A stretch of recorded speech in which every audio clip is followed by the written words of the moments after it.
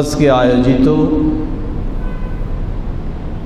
সঠিক পদ্ধতিতে ইসলাম প্রচারে যুবকদের করণীয় শীর্ষক আলোচনা সভায় উপস্থিত রয়েছেন অত্র মসজিদের সম্মানিত খতিব শেখ শামসুল হক শিবলি হাফিজাহুল্লাহ। উপস্থিত রয়েছেন মসজিদ পরিচালনা কমিটির সম্মানিত সাধারণ সম্পাদক জনাব আলী হোসেন, সমবেত সুধীবৃন্দ। আপনারা সকলে অবগত রয়েছেন আমাদের নির্দিষ্ট বিষয় নিয়ে কোরআন এবং সুন্নাহর আলোকে কিছু আলোচনা, শেষে সুযোগ হলে লিখিত প্রশ্ন উত্তর।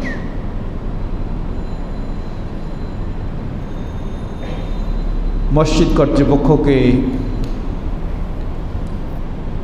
মোবারকবাদ জানাচ্ছি। প্রেক্ষাপট অনুযায়ী একটি অত্যন্ত গুরুত্বপূর্ণ বিষয়কে সামনে রেখে এই আলোচনা সভার উদ্যোগ নেওয়ার জন্য আল্লাহ সবাইকে এই আলোচনা থেকে উপকৃত হওয়ার তৌফিক দান করুন। সম্মানিত সমবেত দিনী ভাই সকল, বিশেষ করে আমাদের এই আলোচনা শুধু এই মসজিদের প্রাঙ্গণে সীমাবদ্ধ নয়, বিশ্বব্যাপী ছড়িয়ে যাচ্ছে। যেখানেই যেভাবে এই আলোচনা শুনছেন, সকলকে আমরা শুরুতে একটি কথা স্মরণ করে দেব, হেদায়েতের মালিক আল্লাহ সুবহানাহু ওয়া তাআলা। সঠিক পথ আমাদেরকে পাওয়ার জন্য চেষ্টা করতে হবে, কিন্তু দেওয়ার মালিক একমাত্র আল্লাহ সুবহানাহু ওয়া তাআলা। সুতরাং আমরা চেষ্টা করব এবং আল্লাহ রাব্বুল আলামিনের কাছে সেই সঠিক পথের হেদায়েত আমরা চাইব। আল্লাহ আমাদেরকে হেদায়েত করুন। সম্মানিত সমবেত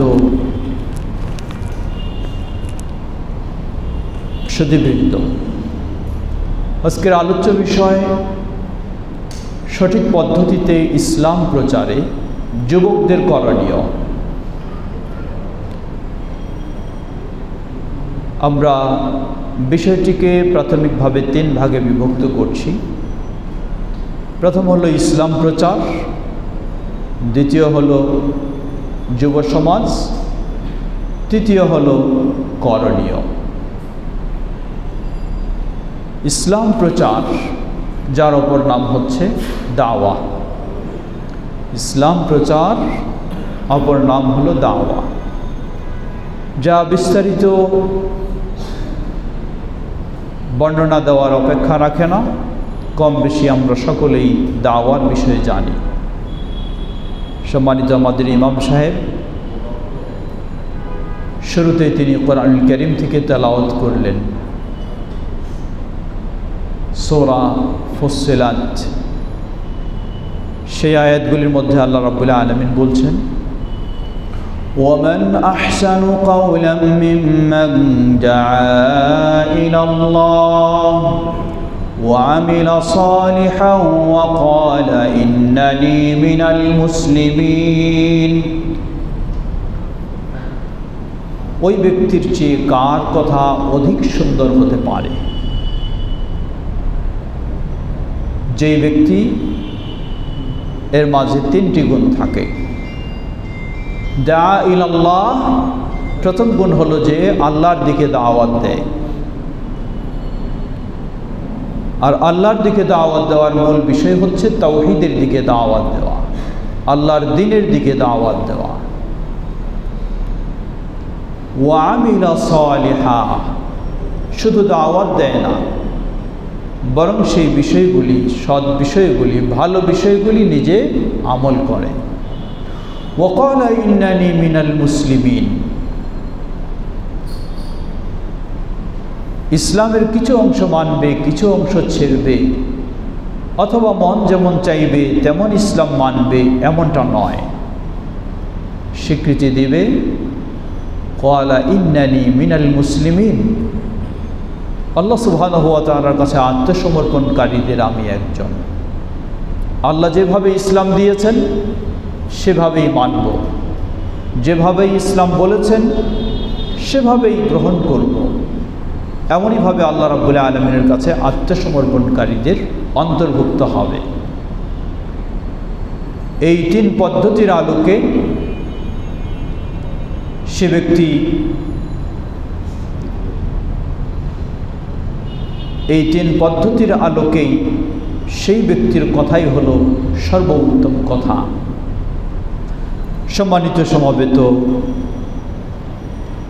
দিনী ভাই সকল, শুরুতে আমি একটি আয়াত পেশ করেছি, সূরা ইউসুফ 108 নম্বর আয়াত। আল্লাহ রাব্বুল আলামিন সে আয়াতেও কিছু নির্দেশনা উল্লেখ করেছেন। আল্লাহ রাব্বুল আলামিন বলেন, কুল হাযিহি সাবিলি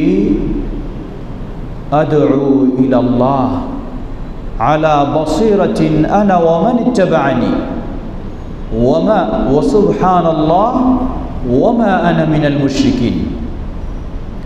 এই আয়াতে আল্লাহ সুবহানাহু ওয়া তাআলা তার প্রিয় নবী মুহাম্মদ সাল্লাল্লাহু আলাইহি ওয়াসাল্লামের মাধ্যমে দাওয়ার কিছু পদ্ধতি, কিছু বৈশিষ্ট্য আল্লাহ রাব্বুল আলামিন উল্লেখ করছেন। আবার সূরা আলে ইমরান আল্লাহ রাব্বুল আলামিন বলেন, ওয়ালতাকুম মিনকুম উম্মাতুন ইয়াদউনা ইলাল খায়র ওয়া ইয়া'মুরুনা বিল মা'রুফ ওয়া ইয়ানহাউনা আনিল মুনকার ওয়া উলাইকা হুমুল মুফলিহুন। সেখানে আল্লাহ রাব্বুল আলামিন এই দাওয়ার 2টি দিক তুলে ধরেছেন, কয়েকটি দিক তুলে ধরেছেন। তার মাঝে ওয়ালতাকুম মিনকুম উম্মাহ, তোমাদের মাঝে হওয়া উচিত এমন একটি দল যারা এই সৎ কাজের আদেশ এবং অসৎ কাজের নিষেধ, এই দাওয়ার কাজ করবে। তাদের পরিণতি আল্লাহ রাব্বুল আলামিন উল্লেখ করলেন, ওয়া উলাইকা হুমুল মুফলিহুন, তারাই হবে সফল কাম। সম্মানিত সমবেত দিনী ভাই সকল, ঠিক তেমনইভাবে আল্লাহ রাসূল সাল্লাল্লাহু আলাইহি ওয়াসাল্লাম দাওয়ার গুরুত্ব, তাৎপর্য, ফজিলত সব কিছুই বর্ণনা করেছেন।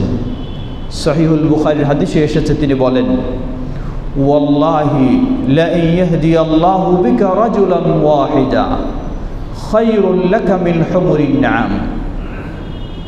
আল্লাহর কসম করে বলছি, আল্লাহ রাব্বুল আলামিন যদি তোমার হাতে একজন মানুষকে হেদায়েতের পথ দেখান, তাহলে তুমি আরবের অসংখ্য মূল্যবান লাল উটের মালিক হয়ে যাওয়াতে যে ধরনের তুমি লাভবান হবে, তার চেয়েও বহুগুণে তুমি লাভবান হবে।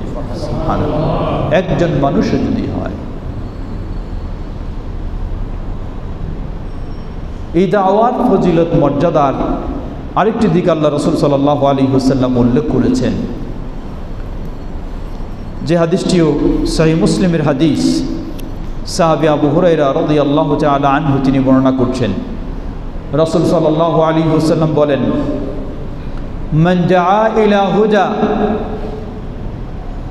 কানা লাহু মিনাল আজরি মিন উজুরি মান তাবিআহু লা ইয়ানকুসু যালিকা মিন উজুরিহিম শাইআ। মান দাআ ইলা হুদা, যে হেদায়েতের দিকে দাওয়াত দেয়, কানা লাহু মিনাল আজরি, এই হেদায়েতের দিকে দাওয়াত দেওয়ার কারণেই সে এটার একটা সওয়াব লাভ করবে। এরপর যারা তার এই দাওয়াতে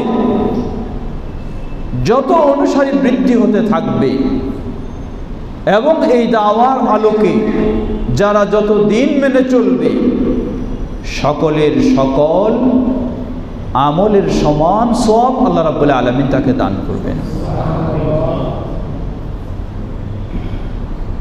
এর মানে বলা যায় যে এটার চেয়ে বড় সদকায়ে জারিয়া আর কিছু হতে পারে না সওয়াব পাওয়ার ক্ষেত্রে।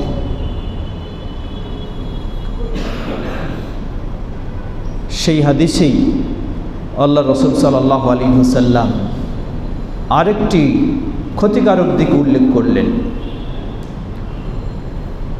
ওয়ামান দাআ ইলা যালালাতি কানা আলাইহি মিনাল ইসমি মিসলু আসামি মান তাবিআ।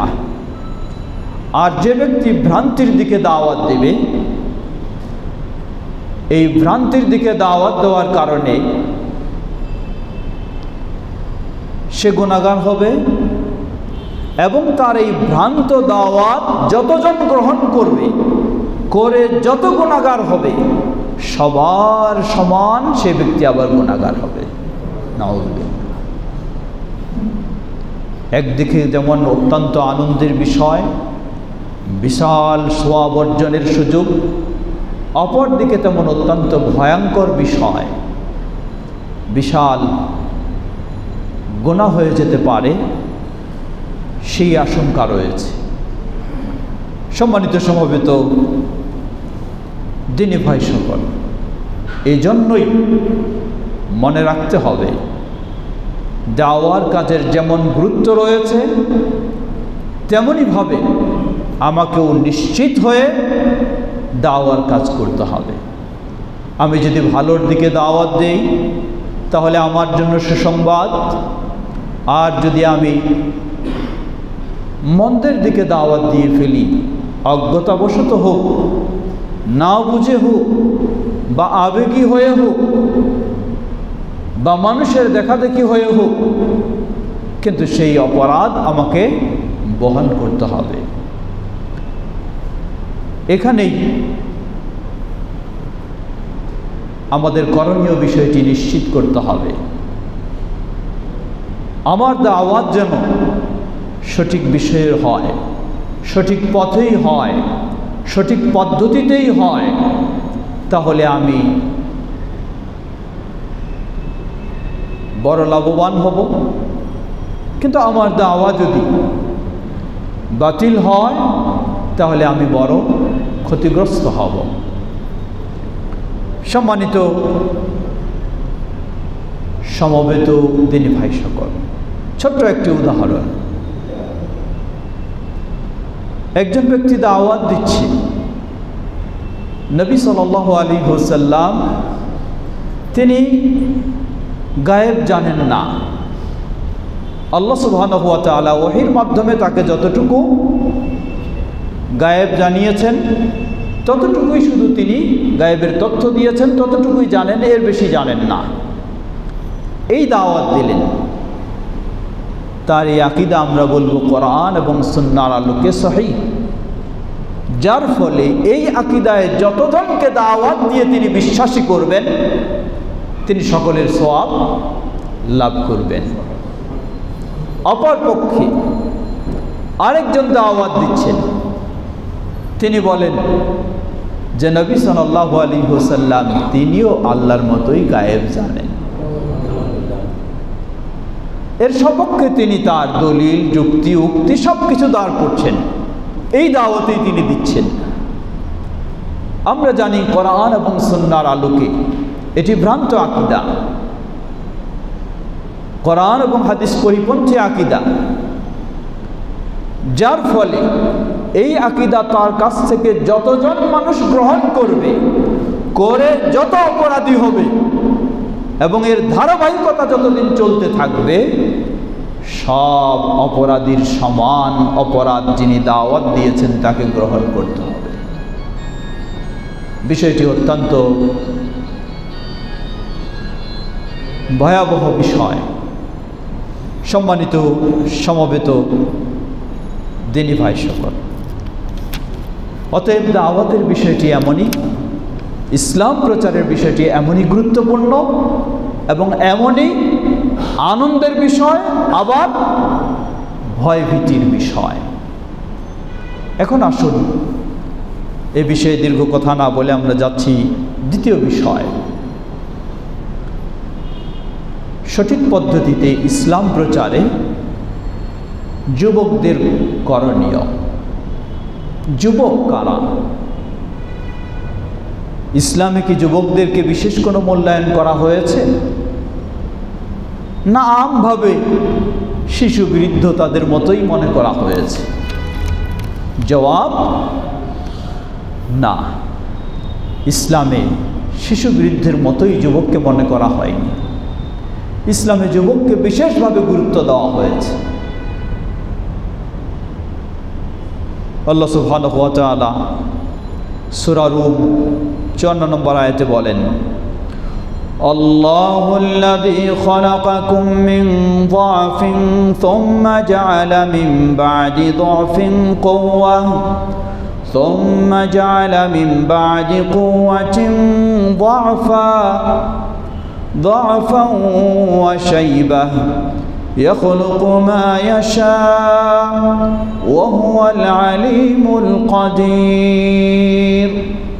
তিনি সেই আল্লাহ যিনি তোমাদেরকে সৃষ্টি করেছেন মিন দাফ, দুর্বল থেকে, আবার এই দুর্বলের পরে তিনি তোমাদেরকে শক্তিশালী করেছেন, আবার এই শক্তিশালীর পরে তিনি তোমাদেরকে দুর্বল ও বার্ধক্যে পরিণত করেছেন। ইয়াখলুকু মা ইয়াশা, তিনি যেমন ইচ্ছা করেন তেমনই সৃষ্টি করতে পারেন। প্রাথমিক দুর্বলতা মানুষের জীবনে হলো শৈশবকাল, শিশু অবস্থায়। অতঃপর মানুষের শক্তিশালীর অবস্থানটা হচ্ছে যৌবনকাল। অতঃপর মানুষের দুর্বলতার অবস্থানটা হচ্ছে বার্ধক্যকাল। আল্লাহ রাসূল সাল্লাল্লাহু আলাইহি ওয়াসাল্লাম একাধিক হাদিসে এসেছে, যেমন তিরমিজির হাদিসে, হাদিসটি সহিহ, শেখ আলবানী রাহিমাহুল্লাহ সহিহায় সিলসিলা সহিহায় 946 নম্বর হাদিসে নিয়ে এসেছেন। হাদিসটি নবী সাল্লাল্লাহু আলাইহি ওয়াসাল্লাম বলেন, লা তাজুলু কদমা ইবনি আদম ইয়াউমাল কিয়ামাহ ইনদা রাব্বিহি হাত্তা ইউসআলা আন খামস, আন উমরিহি ফীমা আফনাহ, আন শাবাবিহি ফীমা আবলাহ, ওয়া মালিহি মিন আইনা ইকতাসাবাহ, ওয়া ফীমা আনফাকাহ, ওয়া মাযা আমিলা ফীমা আলিমাহ। কিয়ামতের কঠিন ভয়াবহ দিনে আদম সন্তানকে আল্লাহ রাব্বুল আলামিনের পক্ষ থেকে 5টি জিজ্ঞাসা না করা পর্যন্ত তার এক পাও সামনে অগ্রসর হতে দেওয়া হবে না। প্রথম জিজ্ঞাসা হলো, জিজ্ঞাসা করা হবে তার গোটা জীবন। বহু শিশু পৃথিবীতে আসার আগেই বিদায় নিয়ে চলে যায়, অর্থাৎ মায়ের গর্ভেই তার মৃত্যু হয়ে যায়। বহু শিশু জন্মের পরে একদিনও সুযোগ পায় না, এর মধ্যেই তার বিদায় ঘোষণা হয়ে যায়। কিন্তু আল্লাহ রাব্বুল আলামিন আমাদেরকে বছরের পর বছর জীবিত থাকার সুযোগ করে দিয়েছেন। সুবহানাল্লাহ, আল্লাহর কত বড় নিয়ামত।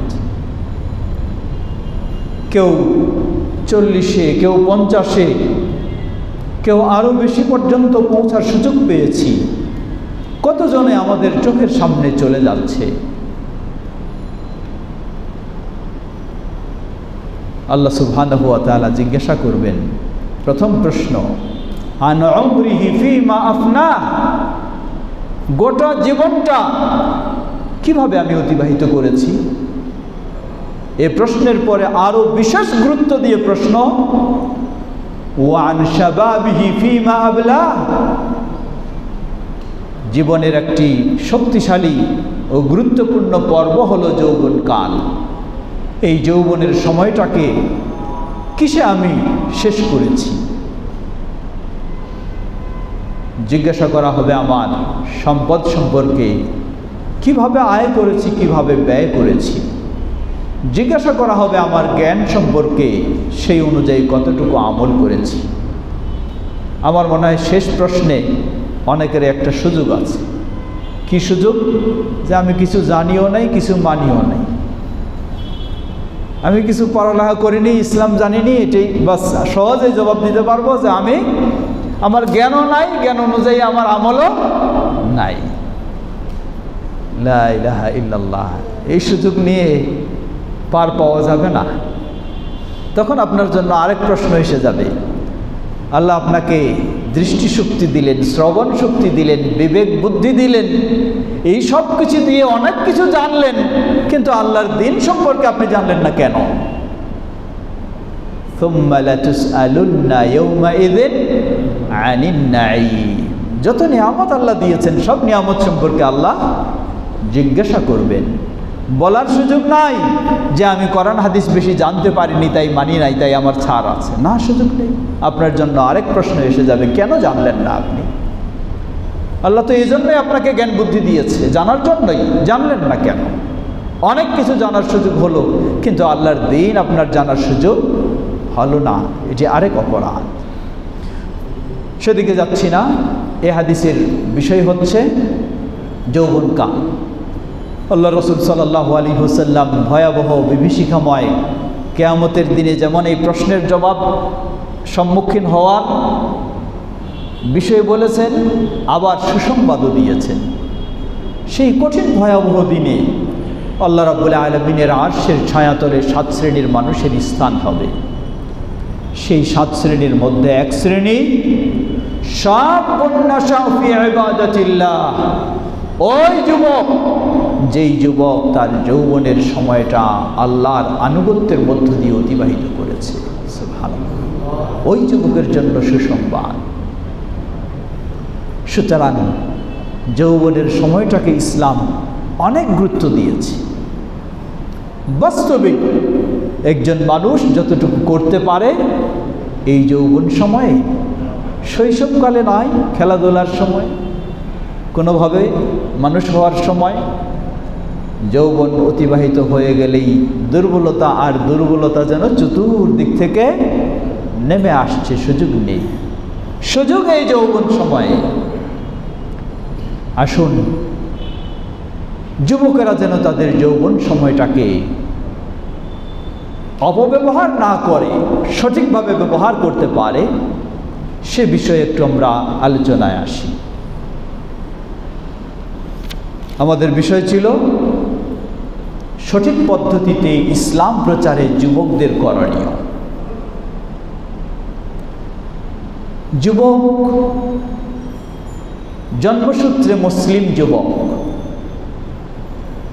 এই মুসলিম যুবক তার আমরা বলতে পারি 4টি অবস্থা।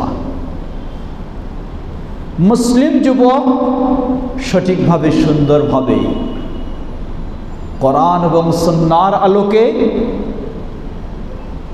সঠিক পন্থায় ইসলাম মেনে চলছে, এ হলো সঠিক অবস্থানে রয়েছে। দ্বিতীয় স্তর, সঠিকভাবে ইসলাম মেনে চলার ক্ষেত্রে তার দুর্বলতা এসে গেছে, অলসতা এসে গেছে, গাফলাতি এসে গেছে, ঠিকমতো সালাত নেই, ঠিকমতো আমল আখলাক নেই, ইসলাম থেকে বের হয়ে যায়নি, অমুসলিম বলতে পারছেন না, কিন্তু সে দুর্বল হয়ে গেছে। তৃতীয় স্তর, এমন দুর্বলতায় চলে গেছে নতুন প্রজন্ম এখন নাস্তিকতার দিকে তাদেরকে খুব আমন্ত্রণ জানানো হচ্ছে। আল্লাহ দিনিয়া, দিনহীনতার দিকে। দিন বলতে কি আবার, ধর্ম বলতে কি আবার, ইসলাম বলতে কি আবার, সেই দিকে নেওয়া হচ্ছে। হিসাব নেই দাওয়াতের, ঘরে বাইরে চলতে ফিরতে প্রকাশ্যে গোপনে দাওয়া দাওয়া। কিসের? যুবককে যেন ইসলাম থেকে বের করে নেওয়া যায় সেদিকে, দেশে, দেশের বাইরে, সবখানে, মোবাইলে, মোবাইলের বাইরে, সবখানে। তো এই যুবক এই দাওয়াত গ্রহণ করার কারণে ইসলামের বাইরে চলে যায়। চতুর্থ, ইসলামের বাইরে চলে যায়নি, সে ইসলামের ভিতরেই রয়েছে, মুসলিম যুবক, কিন্তু সে আরেক রোগে আক্রান্ত হয়ে গেছে। সীমা লঙ্ঘন করে অতিরঞ্জিততে চলে গেছে, চরমপন্থায় চলে গেছে, যার ফলেও সঠিক অবস্থান থেকে সে বের হয়ে গেছে। এমন সে আবেগ পূজারী হয়ে গেছে, আবেগের অনুসারে চলছে। আমরা চাই আমাদের যুবকেরা, মুসলিম যুবকেরা যেন ওই প্রথম অবস্থানে থাকতে পারে। তা হলো ইসলাম থেকে দূরে সরে যাবে তাও নয়, ইসলাম থেকে বের হয়ে যাবে তা কখনোই নয়, আবার বেশি বাড়াবাড়ি করতে গিয়ে সীমা লঙ্ঘনে চলে যাবে তাও নয়। কারণ সীমা লঙ্ঘনে চলে যাওয়া এর ফলাফল অত্যন্ত ভয়ঙ্কর, যা শেষের দিকে আমরা আলোচনা করব ইনশাআল্লাহ। আল্লাহ সুবহানাহু ওয়া তাআলা এ মর্মেই অনেক নির্দেশনা দিয়েছেন। একজন মুসলিম যুবক যখন সঠিক অবস্থানে থাকবে, তার জন্য দায়িত্ব হলো সে যেন এই সঠিক অবস্থানেই অটল থাকতে পারে। আল্লাহ রাব্বুল আলামিন সুসংবাদ দিতে গিয়ে বিভিন্নভাবে বলেছেন। যেমন সূরা ফুসসিলাতে আল্লাহ বলছেন, ইন্নাল্লাযীনা ক্বালু রাব্বুনাল্লাহ সুম্মা ইসতাকামু তাতানাজ্জালু আলাইহিমুল মালাঈকাতু আল্লা তাখাফু ولا تحزنوا وأبشروا بالجنة التي كنتم توعدون نحن أولياؤكم في الحياة الدنيا وفي الآخرة ولكم فيها ما تشتهي أنفسكم ولكم فيها ما تدعون نزلا من غفور رحيم। আল্লাহ বলছেন, ইন্নাল্লাযীনা ক্বালু রাব্বুনাল্লাহ, ওই যুবকদের কথা বলছেন, ওই মুসলিমের কথা বলছেন যেই মুসলিম স্বীকৃতি দিয়েছে রব্বুনাল্লাহ, আমার স্রষ্টা আল্লাহ, আমার পরিচালক আল্লাহ, আমার প্রতিপালক আল্লাহ, আমার সব কিছুর মালিক আল্লাহ, আমি ইবাদত করব সেই আল্লাহ। সুম্মা ইসতাকামু, অতঃপর এই সঠিক দিনের উপরে গোটা জীবনটা অটল থাকে, এভাবেই মৃত্যু মুহূর্তে পৌঁছে যায়। তাতানাজ্জালু আলাইহিমুল মালাঈকা, মৃত্যু মুহূর্তে ওই ব্যক্তির কাছে আল্লাহর বিশেষ ফেরেশতারা এসে বলবেন, আল্লাহ তাখাফু, সামনে তোমার কোনো ভয়ের কারণ নেই। সুবহানাল্লাহ, তুমি তোমার জীবনটা সঠিক পথের উপরে অটল ছিলে, সামনে তোমার কোনো ভয়ের কারণ নেই। ওয়ালা তাহজানু, কি রেখে যাচ্ছ, অতীতের জীবনটা কিভাবে অতিবাহিত করেছো সেটা নিয়েও কোনো টেনশন করো না। وَأَبْشِرُوا بِالْجَنَّةِ الَّتِي كُنْتُمْ تُوعَدُونَ, সুসংবাদ গ্রহণ করো সেই জান্নাতের, যেই জান্নাতের প্রতিশ্রুতি তোমাদেরকে দেওয়া হয়েছে। সুবহানাল্লাহ, ফেরেশতা আসে সেই সুসংবাদ দিবেন। তারা আরো বলবেন, নাহনু আউলিয়াউকুম ফিল হায়াতিদ দুনিয়া, তোমার দুনিয়ার জীবনেই আমরা ফেরেশতারাই তোমার বন্ধু হিসাবে ছিলাম। ওয়াফিল আখিরা, তোমাকে ছেড়ে দেব না, আখিরাতেও তোমার সাথে বন্ধু হিসাবে আমরাই থাকব। ওয়ালাকুম ফিহা মা তাশতাহি আনফুসুকুম, চলো ওই পারে জান্নাত অপেক্ষা করছে, সেই জান্নাতে তোমার মন যা চায় তুমি তাই পাবে। সুবহানাল্লাহ, ওয়ালাকুম ফিহা মা তাদউন, তোমাদের জন্য জান্নাতে তাই রয়েছে যাই তুমি দাবি করবা, যা মন চাইবে, যা বলবা সেটাই তোমার জন্য প্রস্তুত রয়েছে। কেনই বা থাকবে না? নুজুলাম মিন গফুরির রহিম, এই মেহমানদারি তো হলো গফুরুর রহিমের পক্ষ থেকে। সুবহানাল্লাহ, সুবহানাল্লাহ, কোনো কিছু বাকি নেই, সব পাবো। কিন্তু শর্ত ইমানের উপরে সঠিক পথে অটল থাকতে হবে, কোনো সীমা লঙ্ঘনেও যাওয়া যাবে না, আবার কোনো ঈমানহীনতাও যাওয়া যাবে না। নবী সাল্লাল্লাহু আলাইহি ওয়াসাল্লামের কাছে সাহাবী সুফিয়ান বিন আব্দুল্লাহ রাদিয়াল্লাহু তাআলা আনহু এসে বললেন, কুল্লি ফিল ইসলামি কাওলা লা আসআলু আনহু আহাদান গায়রাক। হে রাসূল সাল্লাল্লাহু আলাইহি ওয়াসাল্লাম, ইসলামের বিষয়ে আমাকে কিছু শিক্ষা দিন, আপনাকে বাদ দিয়ে অন্য কাউকে যেন আর জিজ্ঞাসার প্রয়োজন না হয়। মানে মনে হয় প্রশ্নটা বিরাট। জবাব দিলেন ছোট্ট দুটি কথা দিয়ে, কুল আমানতু বিল্লাহ সুম্মা ইসতাকিম, বলো আমি আল্লাহর প্রতি ঈমান এনেছি, অতঃপর গোটা জীবন সেই ঈমানের উপরে অবিচল থাকো। সুতরাং যুব সমাজকে বলতে চাই, যারা কোরআন এবং সুন্নাহর আলোকে সঠিক মধ্যপন্থায় সঠিক পন্থায় ঈমানের উপরে রয়েছে, তাদের কর্তব্য হলো গোটা জীবনটাই এটার উপরে অটল থাকা। গোটা জীবন যদি এটার উপরে অটল রাখতে চাই, তাহলে আমাদের করণীয় কি? সঠিক পন্থার উপর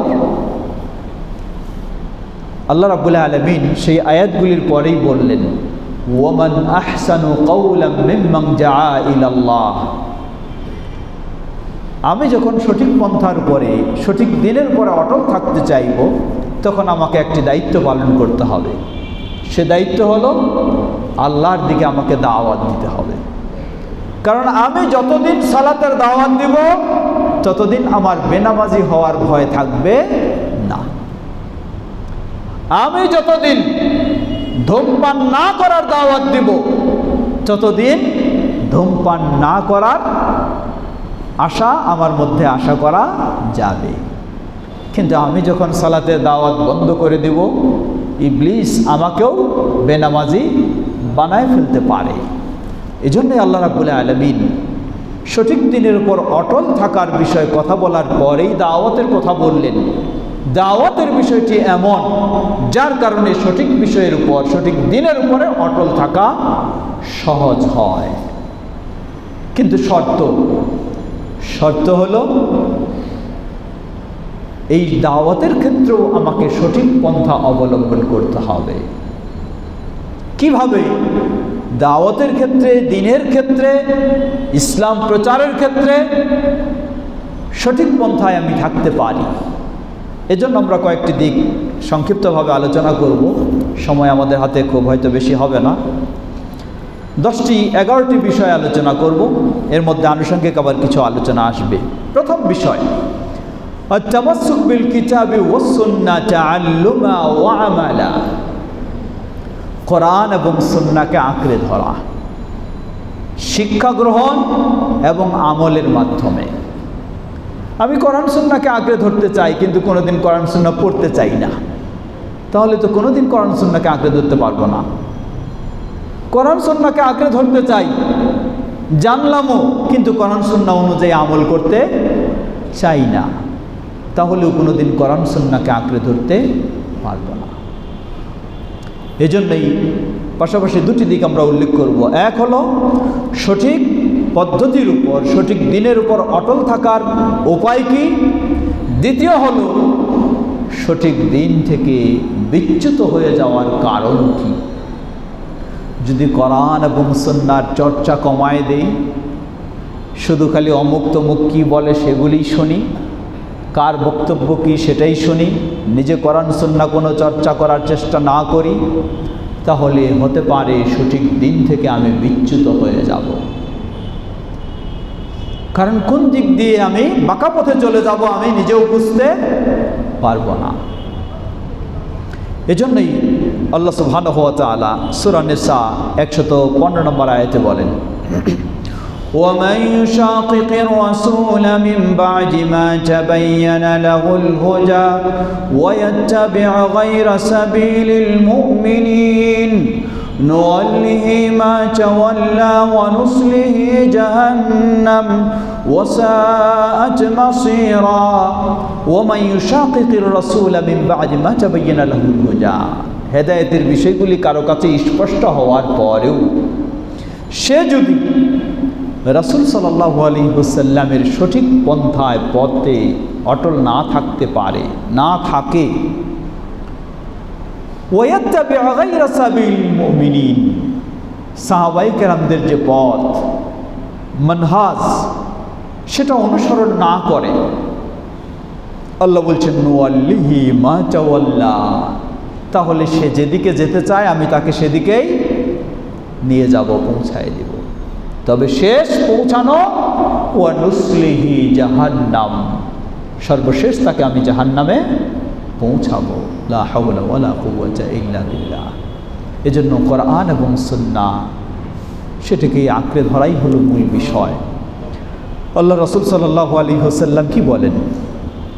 তারাকতুকুম আলাল বাইদা লাইলুহা কানাহারিহা লা ইয়াযিগু আনহা বা'দি ইল্লা হালিক। তোমাদেরকে আমি অন্ধকারে রেখে যাইনি, তোমাদেরকে আমি রেখেছি আলোর মধ্যে। দিনটা স্পষ্ট, অস্পষ্ট কিছু নেই, গোপন কিছু নেই। লাইলুহা কানাহারিহা, রাত দিন সবই যেন স্পষ্ট, এমন না রাতে অন্ধকার দিনে আলো। এই রকম দিনের মধ্যে রাখা যায়নি যে কিছু পরিষ্কার কিছু অপরিষ্কার, কিছু স্পষ্ট কিছু অস্পষ্ট না। নবী সাল্লাল্লাহু আলাইহি ওয়াসাল্লাম বলছেন আমি স্পষ্ট দিনের উপরে রেখে গেছি তোমাদেরকে। লা ইয়াযিগু আনহা বা'দি ইল্লা হালিক, আমার পরে ক্ষতিগ্রস্ত যে নিজেকে ধ্বংস করবে যে সেই এই সঠিক দিন থেকে নিজের ইচ্ছা মতো হয়তো ডানে বামে সরে যেতে পারে। সম্মানিত সমবেত দিনী ভাই সকল, তাহলে প্রথম সঠিক দিনের উপরে অটল থাকার সহায়ক মাধ্যম হলো কোরআন এবং সুন্নাহকে আঁকড়ে ধরা, কোরআন এবং সুন্নাহর জ্ঞান অর্জন করা এবং কোরআন ও সুন্নাহ অনুযায়ী আমল করা। আর বিচ্যুত হওয়ার কারণ হলো সেগুলি থেকে দূরে সরে যাওয়া। দ্বিতীয় বিষয়টি আরও অত্যন্ত গুরুত্বপূর্ণ, ফাহমু নুসুসিল কিতাবি ওয়াস সুন্নাহ বিফাহমি সালাফিল উম্মাহ। কোরআন হাদিস আঁকড়ে ধরলাম, কিন্তু এই কোরআন সুন্নাহ যদি যাদের চোখের সামনে নাজিল হয়েছে, যাদেরকে কেন্দ্র করে কোরআন হাদিস এসেছে, তারা যেভাবে বুঝেছেন সেভাবে যদি কোরআন এবং সুন্নাহ না বুঝি, তাহলে কোনো সন্দেহের সুযোগ নেই কোরআন হাদিস আঁকড়ে ধরা সত্ত্বেও আমি ভুল পথে চলে যেতে পারি। কোরআন হাদিস আঁকড়ে ধরা সত্ত্বেও ভুল পথে চলে যেতে পারি, কারণ এটি একটি গুরুত্বপূর্ণ বিষয়। যত ভ্রান্ত দল, সব দলগুলি ভ্রান্ত পথে যাওয়ার একটি কারণ, তা হলো তারা সাহাবায়ে কেরাম যেভাবে কোরআন সুন্নাহ বুঝেছেন সেভাবে তারা কোরআন সুন্নাহকে বোঝেননি, নিজের মন মতো বোঝার চেষ্টা করেছেন, নিজের মন মতো কোরআন সুন্নাহকে গ্রহণ করার চেষ্টা করেছেন, যার ফলে ভ্রান্ত পথের দিকে চলে গেছে। লক্ষ্য করুন, আজকে নতুন নয়, সেই 1400 বছর আগ থেকে নবী মুহাম্মদ সাল্লাল্লাহু আলাইহি ওয়াসাল্লাম তার কাজগুলিও পছন্দ হয়নি। সহিহুল বুখারীর হাদিস, যুলখুয়াইসারা নামে এক ব্যক্তি, তিনিও সাহাবী বলে পরিচিত, সাহাবীদের মধ্যে আছেন। নবী সাল্লাল্লাহু আলাইহি ওয়াসাল্লাম গনিমতের মাল বন্টন করছেন, তিনি সামনে এসে বলছেন, ইয়া মুহাম্মদ আদিল ফাইন্নাকা লাম তা'দিল। বলছেন, হে মুহাম্মদ আপনি ইনসাফের সাথে বন্টন করেন, আপনি বেইনসাফি করতেছেন। আল্লাহু আকবার। মুহাম্মদ সাল্লাল্লাহু আলাইহি ওয়াসাল্লামকে তার সামনে এসে এভাবে তিনি বললেন। নবী সাল্লাল্লাহু আলাইহি ওয়াসাল্লাম ধমক দিয়ে বললেন, ওয়াইহাক ইন লাম আ'দিল ফামান ইয়া'দিল। দূর হও তুমি, আমি যদি ইনসাফের সাথে বন্টন না করি তাহলে কে আছে ইনসাফের সাথে বন্টন করবে? ইমাম ইবনে কাসির রাহিমাহুল্লাহ সহ প্রসিদ্ধ ইমামগণ অনেকেই বলেছেন যে এই চিন্তাটাই হলো সীমালঙ্ঘনের চিন্তা। এটিকে বলা হয় খারিজি চিন্তা, যাদের কাছে নবী সাল্লাল্লাহু আলাইহি ওয়াসাল্লামের বিষয়টাও মনোভূত হয় না। রাসূল সাল্লাল্লাহু আলাইহি ওয়াসাল্লামের বিষয়টি মনোভূত হয় না কখন? তার জীবদ্দশায় এবং তারপরেও। তার জীবদ্দশায় যেমন একটা আমরা বুঝলাম এই ব্যক্তি, তারপরে রাসূল সাল্লাল্লাহু আলাইহি ওয়াসাল্লামের হাদিস কাউকে শোনাবেন আপনি, তার কাছে মনোভূত হচ্ছে না। হাদিস দুর্বল না হাদিস সহিহ, সব কিছুই ঠিক, কিন্তু এরপরেও তার কাছে মনোভূত হচ্ছে না। কেন? তার মন মতো সে ইসলাম মানতে চায়, তার মন মতো সে ইসলাম বুঝতে চায়। এই চিন্তাটাই হচ্ছে নবী সাল্লাল্লাহু আলাইহি ওয়াসাল্লামের যুগে ছিল, খোলাফায়ে রাশিদিনের যুগে ছিল, আজও আছে এবং কিয়ামত পর্যন্ত থাকবে। এদেরকে লক্ষ্য করি, এরাই সেই ব্যক্তি আমিরুল মুমিনিন ওসমান ইবনে আফফান রাদিয়াল্লাহু আনহুকে যারা হত্যা করেছে। এরাই সেই ব্যক্তি আমিরুল মুমিনিন আলী ইবনে আবি তালিব রাদিয়াল্লাহু আনহুকে যারা হত্যা করেছে। তারা কি কারণে হত্যা করেছে? তারা হত্যা করেছে সঠিক দিন মানার কারণে, মানার জন্য। বিষয়টি বুঝেছেন? ওসমান রাদিয়াল্লাহু আনহু ভুল দিনের উপরে আছেন, তারা সঠিক দিনের উপরে। সেটা কেন ওসমান রাদিয়াল্লাহু আনহু মেনে নেন না, এই জন্য হত্যা করেছে। আলী রাদিয়াল্লাহু আনহু ভুল দিনের উপরে আছেন, তারা সঠিক দিনের উপরে রয়েছে, কিন্তু তাদেরটা কেন মেনে নিলেন না, এই জন্য হত্যা করেছে। লা হাওলা ওয়ালা কুওয়াতা ইল্লা বিল্লাহ। আজও কোরআন সামনে, আজও সেই হাদিস সামনে, কিন্তু এরপরেও তারা আপনাকে বলবে যে আপনি ভ্রান্ততে আছেন, তারাই সঠিক রয়েছে। এমন ব্যক্তিদের ক্ষেত্রেই আল্লাহ রাসূল সাল্লাল্লাহু আলাইহি ওয়াসাল্লাম তিনি স্পষ্টভাবে ঘোষণা দিয়েছেন। রাসূল সাল্লাল্লাহু আলাইহি ওয়াসাল্লাম অসংখ্য হাদিসে এই ঘোষণাগুলি এসেছে। বিশেষ করে সহিহুল বুখারীর হাদিসেও নবী সাল্লাল্লাহু আলাইহি ওয়াসাল্লাম স্পষ্টভাবে তাদের বিষয়গুলি উল্লেখ করেছেন। সে বিষয়গুলি খুব সংক্ষিপ্তভাবে আমরা কিছুটা তুলে ধরার চেষ্টা করব। এই শ্রেণী হলো, তাদেরকে বলা হয় খারেজি। কেন খারেজিতে কেন গেল এই চিন্তায়? কারণ হলো তারা কোরআন এবং হাদিস গ্রহণ করেছে ঠিকই, কিন্তু কোরআন এবং হাদিস সাহাবায়ে কেরাম যেভাবে বুঝেছেন সেভাবে বোঝেননি, নিজের মতো বোঝার চেষ্টা করেছে। এ কারণে ওসমান রাদিয়াল্লাহু আনহুকে যারা হত্যা করে তারাও বলে যে নিয়ে আসেন কোরআন, দেখেন কোরআনে কি বলা হয়েছে আর আপনি কি করতেছেন। আলী রাদিয়াল্লাহু আনহুকে তাই বলেছে। আলী রাদিয়াল্লাহু আনহুকে যারা হত্যা করেছে, আলী রাদিয়াল্লাহু আনহু মুআবিয়া রাদিয়াল্লাহু আনহু উভয়ের মাঝে সমঝোতার জন্য তারা যে ব্যবস্থা নিলেন, এই ব্যবস্থা গ্রহণ করাটাকেই কেন্দ্র করে আলী রাদিয়াল্লাহু আনহুকে যারা অতিভক্ত করত তারা বের হয়ে স্লোগান দেওয়া শুরু করলো। কিসের স্লোগান? ইনিল হুকমু ইল্লা লিল্লাহ। তারা বলে যে ফয়সালা হবে আল্লাহর পক্ষ থেকে, বিধান হলো আল্লাহ, আর আপনারা নিচ্ছেন মানুষের মাধ্যমে সমঝোতা করছেন। সুতরাং আলী রাদিয়াল্লাহু আনহু তার অনুসারী তারা সবাই কাফের, মুআবিয়া রাদিয়াল্লাহু আনহু তার অনুসারী তারা সবাই কাফের, এরাই শুধু মুসলমান, এরাই হলো মুসলমান। দলিল তাদের কাছে কোরআন, সব কিছুই তাদের। এজন্য আল্লাহ রাসূল সাল্লাল্লাহু আলাইহি ওয়াসাল্লাম বলেন ইয়াকুলুনা খায়রা কালামিল বারিয়া। তারা মুখে মুখে কথা বলবে। কি কথা বলবে? ইয়াকুলুনা খায়রা কালামিল বারিয়া সায়াখরুজু কওমুন ফি আখিরিজ জামান। অতীত তো চলে গেছে, রাসূল সাল্লাল্লাহু আলাইহি ওয়াসাল্লাম ভবিষ্যৎবাণী করেছেন শেষ যুগে আগমন ঘটবে এমন জাতির, এমন দলের। আহদাসুল আসনানি সুফাহাউল আহলামি। আহদাসুল আসনান যারা বয়সে হবে কম বয়সের মানুষ, বেশি বয়স হয়নি, অভিজ্ঞতা এখনো অত হয়নি, ইয়াকুলুনা মিন খায়রি কাউলিল বারিয়া, খুব সবচেয়ে ভালো কথা বলবে। মানে ভালো কথা কোনটা? ভালো কথা হলো কোরআন। মুখে মুখে কোরআনের আয়াত পেশ করবে, মুখে মুখে কোরআনের আয়াত দিয়ে দলিল দিবে। ওয়ালা ইউজাউযু ঈমানুহুম হানাজিরাহুম, কিন্তু ঈমান তাদের এই কণ্ঠনালীর ভিতরে প্রবেশ করবে না। এই মুখের ভিতরেই খালি ঈমানটা, আর ভিতরে কিছু নেই।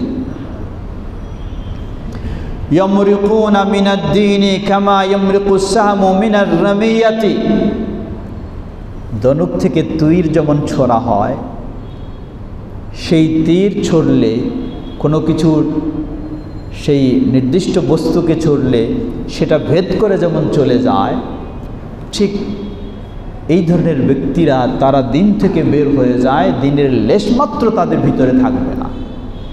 অথচ তারা কি করবে? শুধু কোরআনের আয়াত দিয়ে কথায় কথায় দলিল দিবে। আরো কিভাবে বলছেন আল্লাহ রাসূল সাল্লাল্লাহু আলাইহি ওয়াসাল্লাম, ফাআইনামা লাকিতুমুহুম ফাকতুলুহুম, তোমরা তাদেরকে যেখানে পাবে সেখানে হত্যা করবে। ফাইন্না ফি কাতলিহিম আজরা লিমান কাতালাহুম ইয়াওমাল কিয়ামা, যারা তাদেরকে হত্যা করবে কিয়ামতের দিন তাদের জন্য মহান পুরস্কার রয়েছে। এই হাদিস এটাও আবার ভালো করে বুঝতে হবে। কাউকে ওই চিন্তার মানুষ মনে করলে আবার কালকে আপনি আরেকটা হাতে ছুরি নিয়ে তাকে হত্যা করতে যাবেন না। আপনি আবার মনে করবেন না যে আল্লাহ রাসূল সাল্লাল্লাহু আলাইহি ওয়াসাল্লাম সুসংবাদ দিয়েছেন এই চিন্তার লোকদেরকে হত্যা করলে কিয়ামতের দিন বিশাল সওয়াব রয়েছে, তাই আপনি হত্যা করতে যাবেন না। এই দায়িত্ব আপনাকে দেওয়া হয় নাই। এই হত্যার দায়িত্ব হলো প্রশাসনের। যদি প্রশাসন থাকে ব্যবস্থা নেবে, যদি প্রশাসন নাও থাকে আপনার সে দায়িত্ব নয়।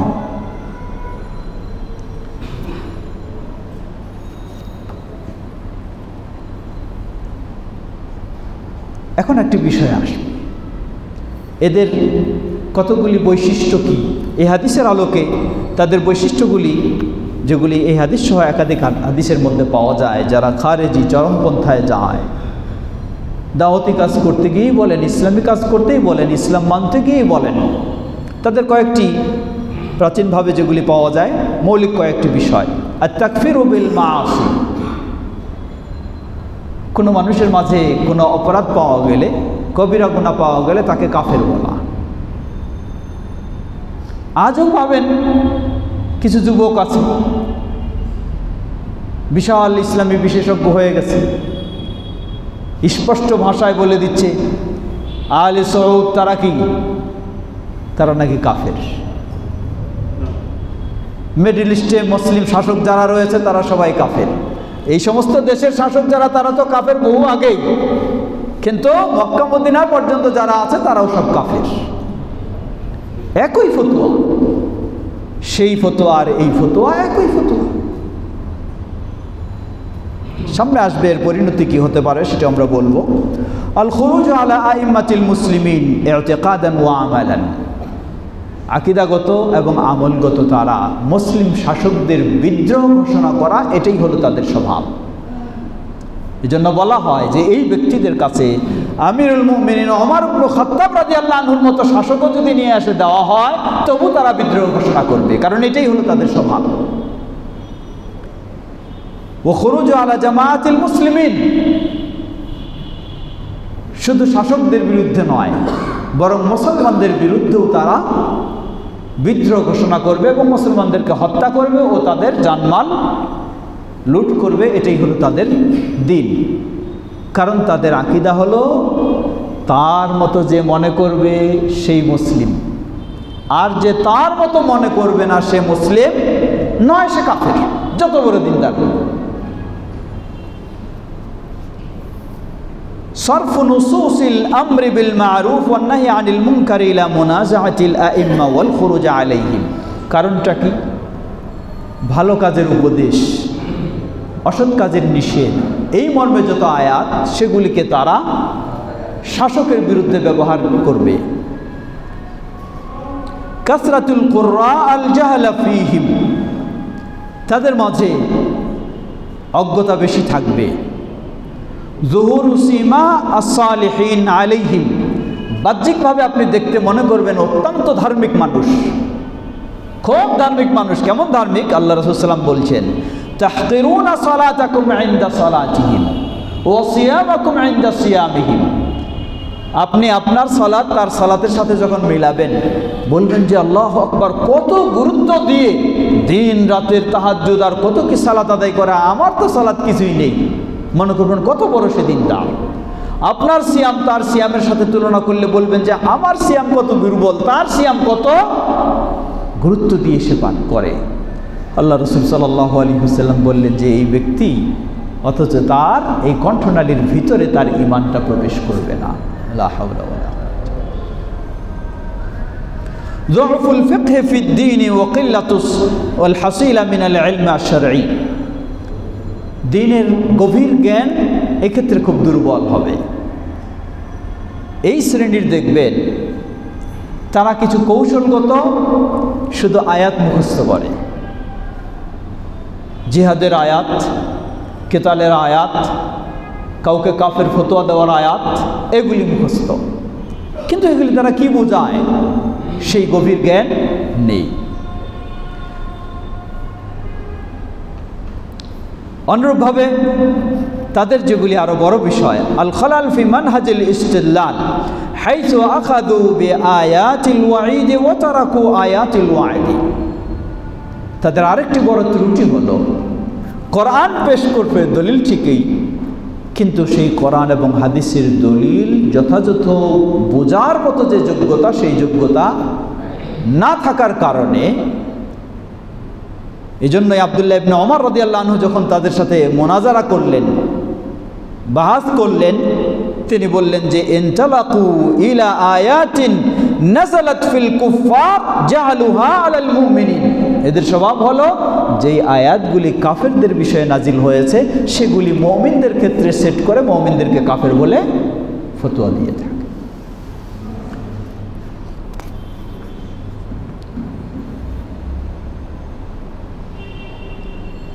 কাসরুন নাযরি ওয়া দায়কিল আতানি ওয়া কলবুহু কিল্লাতুস সাবরি ওয়া ইস্তিজালুন নাতাইজ।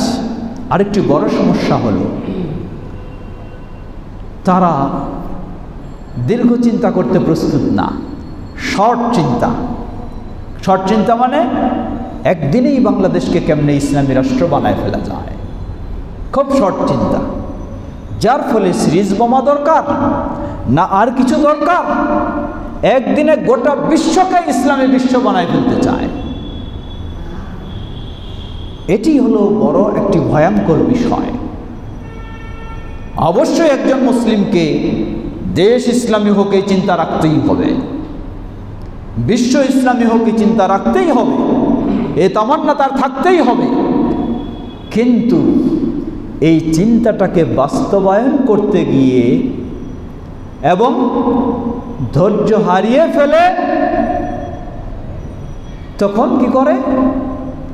বিকল্প পথ অবলম্বন করে বিভ্রান্তিতে চলে যায়। এটাই হচ্ছে তাদের ইস্তিজালুন নাতাইজ, তড়িঘড়ি করে ফল পেতে চায়, ধৈর্য নেই।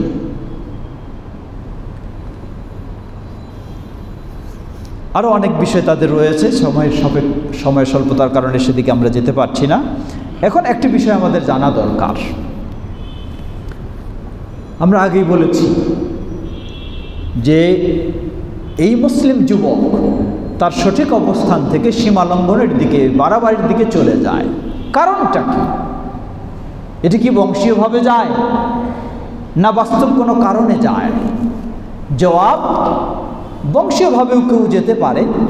যেমন নবী সাল্লাল্লাহু আলাইহি ওয়াসাল্লামের সাথে যেই ব্যক্তিটা দুর্ব্যবহার করেছিল, বলা হয়েছে, ইমাম ইবনে কাসির রাহিমাহুল্লাহ বলেছেন যে তারই পরবর্তী বংশধর থেকে কিছু ব্যক্তিরাই উসমান রাদিয়াল্লাহু আনহুকে হত্যা করেছে। মানে এটি একটি বংশীয় টানও থাকতে পারে, অসম্ভব নয়। তবে আমরা বলবো শুধু এটুকুই নয়, বরং এখানে আরও বেশ কিছু বিষয় রয়েছে। সেই বিষয়গুলি গুরুত্বপূর্ণ বিষয়। তা হচ্ছে বাস্তব প্রেক্ষাপট। বাস্তব প্রেক্ষাপট তাদেরকে এই পর্যায়ে পৌঁছায় দেয়, বাস্তব কিছু প্রেক্ষাপটও তাদেরকে এই পর্যায়ে পৌঁছায় দেয়। যেমন এই পর্যায়ে পৌঁছায় দেওয়ার উল্লেখযোগ্য বিষয়গুলি যেটা, তা বলা যেতে পারে ইরাদ আকসারিল মুসলিমিন আন দীনিহিম। একজন মানুষ যখন ভালো দিনপ্রিয় হয় আর দেখে যে এই সব মানুষেরা দিন থেকে দূরে সরে যাচ্ছে, তখন তার ভিতরে একটা কি আলাদা আবেগ তৈরি হয়, কিভাবে আমি এই লোকদেরকে দিনের প্রতি নিয়ে আসতে পারবো, এ ধরনের তার ভিতরে একটা চিন্তা তৈরি হয়। দেখতেছে আমি দিনদার, কোরআন সুন্নাহ আমি মেনে চলছি, এটা মানতে হবে, এটাই দিন। কিন্তু এই মানুষেরা সব দিনহীনতার দিকে খুব দ্রুত ধাবিত হচ্ছে। এই চিন্তাটা তাকে একটা বিকল্প পথ অবলম্বনের দিকে নিয়ে যায়। বলা যেতে পারে, এখানে আরও অনেকগুলি দিক রয়েছে, সেদিকে যাচ্ছি না। শয়উদ্দুলমি বিশাজ্জা সুওয়ারিহি ওয়া আশকালিহি। সমাজে যখন দেখা যায় জালেমের সংখ্যা বেড়ে যায়, মাজলুমের সংখ্যা বেড়ে যায়, তখন ভালো মানুষের মনে বিভিন্ন রকমের চিন্তা এসে সে আর তখন স্থির থাকতে পারে না জালেমের প্রতিবাদ করার জন্য। এগুলি একটি কারণ। তাহাক্কুমুল কাফিরিন। সমাজে যখন দেখা যায় এই সেক্টরে নেতৃত্ব দিচ্ছে মুসলিম নয় অমুসলিম, এই সেক্টরে নেতৃত্ব দিচ্ছে অমুসলিম, এই বিভাগে নেতৃত্ব দিচ্ছে অমুসলিম, তখন একজন মুসলিমের ভিতরে ভিন্ন চিন্তা এসে যায়। মনে রাখতে হবে,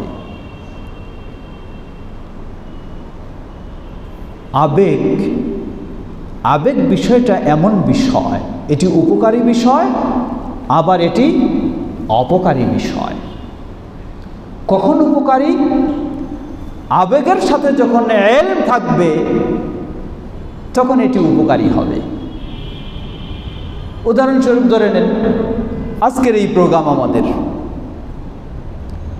মনে চাচ্ছে যে একটা প্রোগ্রাম করি, আমরা প্রোগ্রাম করি, কিন্তু সেই প্রোগ্রামটা যখন কোরআন সুন্নাহর আলোকে সাজাতে পারবো তখন এই প্রোগ্রামটা হবে উপকারী। এই আবেগ না হলে কিন্তু প্রোগ্রাম হবে না। দাওয়াতি কাজ করতে চাবো না, ঘরে বসে আছি, আমার ভিতরে যদি আবেগ তৈরি না হয় আমি মাঠে বের হব না, বক্তব্যও দিব না, বইও লিখবো না, কিছুই করবো না। এই আবেগের দরকার আছে, কিন্তু এই আবেগটা যখন কোরআন এবং সুন্নাহর মাপকাঠি দিয়ে চলবে তখন এটা উপকারী। কিন্তু আবেগ যখন ইলমহীন হবে, জ্ঞানহীন হবে, তখন এই আবেগ হলো ভয়ঙ্কর। যেটা আমরা বলছিলাম, বিভিন্ন সেক্টরে যখন আপনি দেখছেন অমুসলিমরাই নেতৃত্ব দিচ্ছে, আপনি মুসলিম, আপনার ভিতরে একটা বড় চিন্তা যাচ্ছে কিভাবে আমি দ্রুত এগুলিকে সাফ করে দিয়ে মুসলিমদের হাতে নেতৃত্ব তুলে দিতে পারি। ভাবতে হবে, আপনাকে চিন্তা করতে হবে, এই আবেগ নিয়ে কাজ করলে চলবে না। নবী মুহাম্মদ সাল্লাল্লাহু আলাইহি ওয়াসাল্লামের অধিকাংশ জীবনটাই মুসলিমদের নেতৃত্বে চলেছে না অমুসলিমদের নেতৃত্বে চলেছে? অমুসলিমদের। নবী সাল্লাল্লাহু আলাইহি ওয়াসাল্লামের নবুয়তের 23 বছরের মধ্যে 13 বছরেই চলেছে মুসলিমদের নেতৃত্বে না অমুসলিমদের? অমুসলিমদের নেতৃত্বে। কিছু কথা বলারও সুযোগ নেই। নবী সাল্লাল্লাহু আলাইহি ওয়াসাল্লাম তাওহীদের দাওয়াত দিচ্ছেন, ইসলামের দাওয়াত দিচ্ছেন, কিন্তু নেতৃত্ব দিচ্ছে আবু জাহেল, বাধাও দিচ্ছে, নেতৃত্ব দিচ্ছে আবু লাহাব, নেতৃত্ব দিচ্ছে অমুক, নেতৃত্ব দিচ্ছে অমুক, সবাই কাফের। নবী সাল্লাল্লাহু আলাইহি ওয়াসাল্লাম এই যুবকের মতো মনে করেননি যে সব কাফের কেন থাকবে, সব একেবারে দ্রুত সাইজ করে দিয়ে মুসলমান বানাই দিই না। নবী সাল্লাল্লাহু আলাইহি ওয়াসাল্লামের চেয়ে বড় দায়ী আপনি হতে পারেননি, ইসলাম প্রচারক আপনি হতে পারেননি, তার চেয়ে বড় ইমানদার আপনি নন। সুতরাং আপনাকে সে বিষয়টা বুঝে শিক্ষা নিয়ে ধৈর্যের সাথে আপনাকে অগ্রসর হতে হবে। যেই সমাজে নবী সাল্লাল্লাহু আলাইহি ওয়াসাল্লাম দেখলেন কাফেররাই শুধু নেতৃত্ব দিচ্ছে, নবী সাল্লাল্লাহু আলাইহি ওয়াসাল্লাম যখন আল্লাহর নির্দেশ মোতাবেক পন্থা অবলম্বন করলেন, আবার একদিন দেখা গেছে ওই সমাজটাতে কারা নেতৃত্ব দিয়েছে? মুসলিমরাই। মক্কা বিজয়ের পরে মক্কায় নেতৃত্ব মুসলিমরাই দিয়েছে। প্রয়োজন কি? প্রয়োজন হয়েছে সেখানে ধৈর্যের, প্রয়োজন হয়েছে সঠিক অবস্থান অবলম্বন করে কাজ করার। কিন্তু লক্ষ্য করেন আমাদের দেশেও রাতারাতি দিন কায়েমের জন্য যখন 64 জেলায় বোমা বিস্ফোরণ করা হলো, কি ফলাফল দাঁড়ালো? ফলাফল দাঁড়ালো তার আগে ইসলাম পালন যত সহজ ছিল, এরপরে ইসলাম পালন আরো কঠিন হয়ে গেল, আরো কঠিন হয়ে গেল। তার আগে যুবকেরা দাঁড়িয়ে রাখলেও যুবকদের নিয়ে এত বেশি সন্দেহ করা হয়নি, কিন্তু এরপরে এখন যুবকদের দাঁড়িয়ে দেখলেই তাদেরকে সন্দেহ করা হচ্ছে। পরিস্থিতি আরো জটিল। কে আপনাকে দায়িত্ব দিয়েছে যে আপনার জীবদ্দশায় এই দেশটাকে ইসলামী করে আপনাকে মরতে হবে? কে দায়িত্ব দিল আপনাকে এটা? তবে হ্যাঁ, আবার অলস হয়ে চুপ করে বসে থাকবেন, কিছু ভাববো না, কিছু কাজ করব না, তা অবশ্যই আপনাকে কাজ করতে হবে। ইসলামী পরিবেশ তৈরি করার, ইসলামী সমাজ তৈরি করার, তাওহীদের প্রতি সকলকে নিয়ে আসার, শিরক মুক্ত করার চেষ্টা অবশ্যই আপনাকে রাখতে হবে। কিন্তু সেই ক্ষেত্রে আপনাকে ধৈর্যের পরিচয় দিতে হবে, না হলে দেখা যাবে এই আবেগ সব কিছু আবার নষ্ট করে ফেলবে। চতুর্থ, মুহারাবাতুত তামাসসুক বিদ্দীন ওয়াল আমাল বিসসুনান। কেউ দিন পালন করতে চাইলে, ধরে নেন উদাহরণস্বরূপ অবস্থা এমন দাঁড়িয়ে গেছে, আপনি একটা ইসলামী প্রোগ্রাম করবেন, কত রকমের বাধা, এখানে অনুমতি, ওখানে অনুমতি, এই করতে হবে, সেই করতে হবে ইত্যাদি। কিন্তু কেউ নাচ গানের আয়োজন করবে, বাধা তো দূরের কথা, বরং কত রকমের সহযোগিতা। তো মুসলিম সমাজে, মুসলিম দেশে যদি এই পরিস্থিতি হয়, তখন একজন মুসলিম যুবক ভাববে, কেন এই পরিস্থিতি রাখবো আমি, কেন থাকতে দিব? রাতারাতি এটাকে আমি কি করে ফেলি? পরিবর্তন করে ফেলি। এইভাবেই সেই যুবকেরা চলে যায় বিভ্রান্তির দিকে। কেন?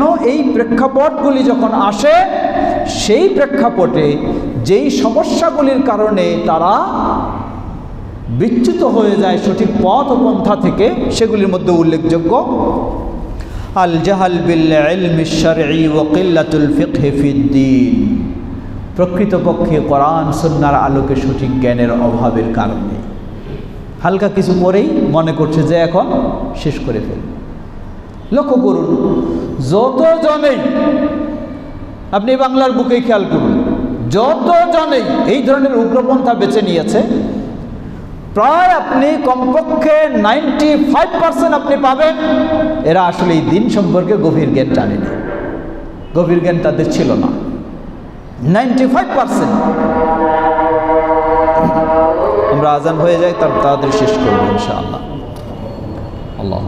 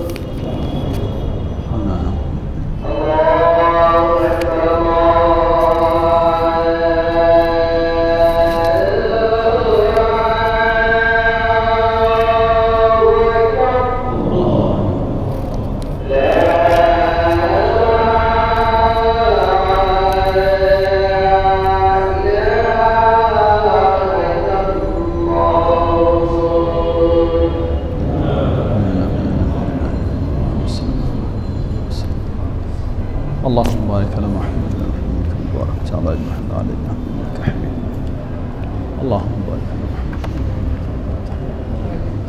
اللهم رب